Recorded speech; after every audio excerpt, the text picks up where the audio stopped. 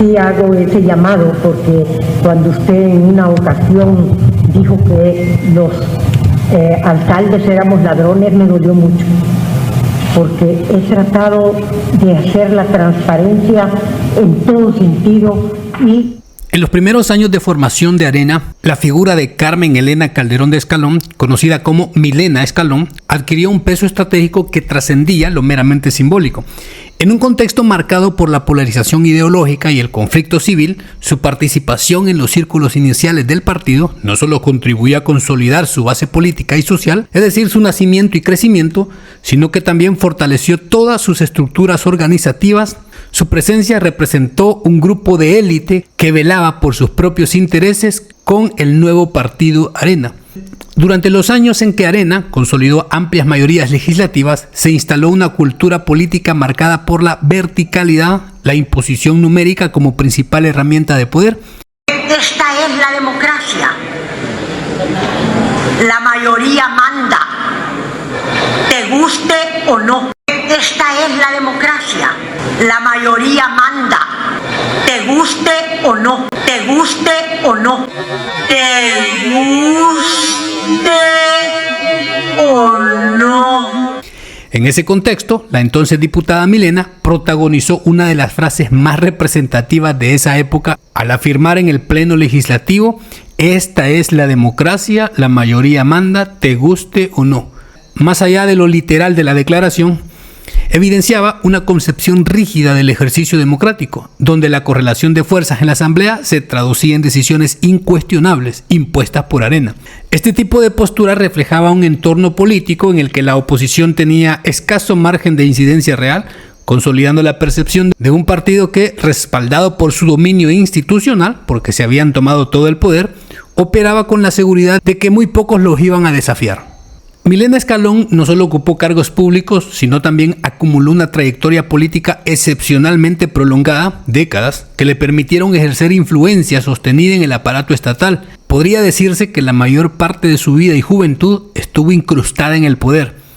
Por ejemplo, fue diputada de la Asamblea durante 9 periodos consecutivos, desde el 89 hasta el 2018, casi 3 décadas sin interrupción, llevando las riendas en el legislativo. Su permanencia le otorgó un dominio profundo en los procesos internos, así como en la capacidad de decidir de manera determinante en la construcción de la agenda política. Este nivel de continuidad no solo consolidó su peso dentro del hemiciclo, sino que también le permitió proyectar e imponer su narrativa con autoridad en la Asamblea y también en su partido.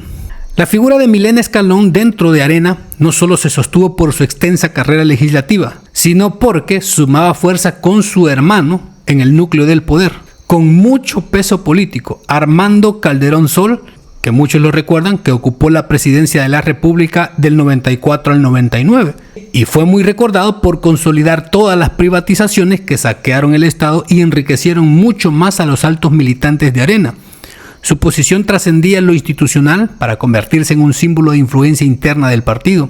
Esta relación no es un simple dato biográfico, sino un factor que reforzaba sus capacidades de incidencia en las decisiones claves, en el poder ejecutivo, pero también en el poder legislativo, consolidando a Milena como una figura con autoridad muy real en el poder, en aquella etapa donde su partido ejercía un dominio total.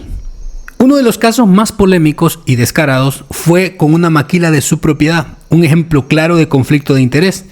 Mientras ella era diputada, impulsó y votó en 2 momentos claves, el 96 y el 2013, reformas a la ley que otorgaba amplias exoneraciones fiscales al sector de maquilas, beneficiando directamente a su empresa, Exportadores Monederos Díaz Calderón, Exmodica, de la cual era fundadora y accionista. En ambos casos no solo participó en la votación, sino también fue quien metió la iniciativa, claramente para favorecer sus negocios.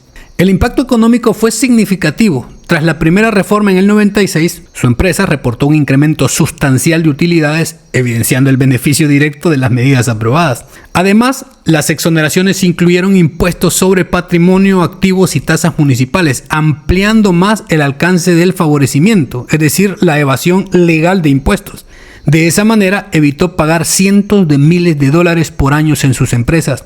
A nivel narrativo, este episodio refleja cómo una figura con décadas en el poder pudo influir en la creación de leyes con impacto directo en sus propios intereses económicos, consolidando así una imagen de el uso del poder político en beneficio propio, en un contexto donde los controles éticos resultaron insuficientes o fueron ignorados. En la etapa final de su carrera, Milena Escalón dio un giro en su trayectoria política, asumió como alcaldesa de Santa Ana luego de casi 3 décadas como diputada. Y otro de los señalamientos relevantes contra Milena Escalón apuntan al presunto uso de fondos públicos en favor de una ONG vinculada a su entorno. Durante su etapa como diputada, se cuestionó que habría gestionado la asignación de recursos estatales para una fundación con la que mantenía relación directa. Esto generó dudas sobre la existencia de un posible conflicto de interés y aprovechamiento de su posición política, algo que ella ya estaba acostumbrada a hacer.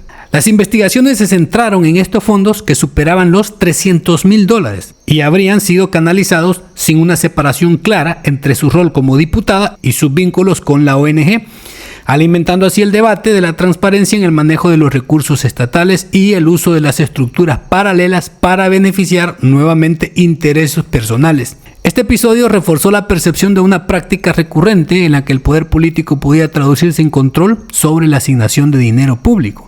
Esto se conoció en una comisión especial que supuestamente investigaba esos fondos y los llevaría a juicio, cosa que no sucedió. Al contrario, todos fueron alertados y muchos se dieron a la fuga. Doña Milena. Aprovecho de decirte, Sí. Esta fue una campaña sucia de algunas personas de Santana que decían costó 40,000. Es mentira, costó 35. Y no solamente es la parada ni la bahía, es toda la rampla que se tuvo que hacer a través de muros de contención para poder que la gente, en vez de subirse arañando los árboles, tuviera, como debería de ser, una subida a la parada de buses donde cientos de gentes en la madrugada toman el bus. Pero el ocaso político de Milena llegó después de haber sido alcaldesa. Cuando intentó continuar como alcaldesa, perdió la reelección en el año 2021, en un contexto con profundo cambio del mapa político salvadoreño y su partido muy deteriorado, debilitado y con un desgaste irrecuperable. Esto marcó no solo el fin de su gestión municipal, sino también el cierre de una de las carreras políticas más prolongadas en el Partido Arena. Su salida del poder ocurrió en medio de una renovación forzada del sistema político. Y curiosamente, pero nada sorprendente, el único caso judicial contra Milena de Escalón tuvo lugar hasta el año 2023, cuando la Corte Suprema de Justicia decidió enviarla a juicio civil por presunto enriquecimiento ilícito, tras detectar indicios por un monto de $2.3 millones que no lograba justificar durante los años que fungió como diputada, pero también como alcaldesa. Esto en más de 35 años de política. Curioso, ¿no? 2.3 millones en más de 3 décadas. La investigación expuso al menos 163 inconsistencias patrimoniales que sumaban más de 4 millones, de las cuales 3 descargos quedaron una cantidad sustancial sin justificar. La Corte consideró que existían elementos suficientes para abrir el proceso judicial, consolidando uno de los señalamientos más graves en la etapa final de su carrera política. Pero como siempre sucede con políticos de alto rango, no pasó absolutamente nada más que el ruido. Y así, el caso contra Carmen Elena Calderón terminó diluyéndose entre los ritmos lentos y a veces convenientes del sistema judicial salvadoreño. Pese a los señalamientos por más de $2 millones sin justificar, el proceso no avanzó hacia una resolución clara y con el paso del tiempo todo apunta a un expediente que quedó estancado, olvidado, perdido o digamos archivado.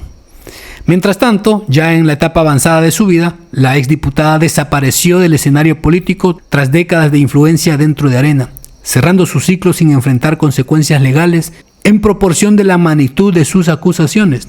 Resulta cuanto menos irónico que una figura que ejerció poder durante tantos años, acumulando polémicas y decisiones cuestionadas, terminó su trayectoria envuelta en una zona difusa donde los señalamientos abundan, pero las responsabilidades nunca terminan de concretarse, es decir, en el olvido y la impunidad.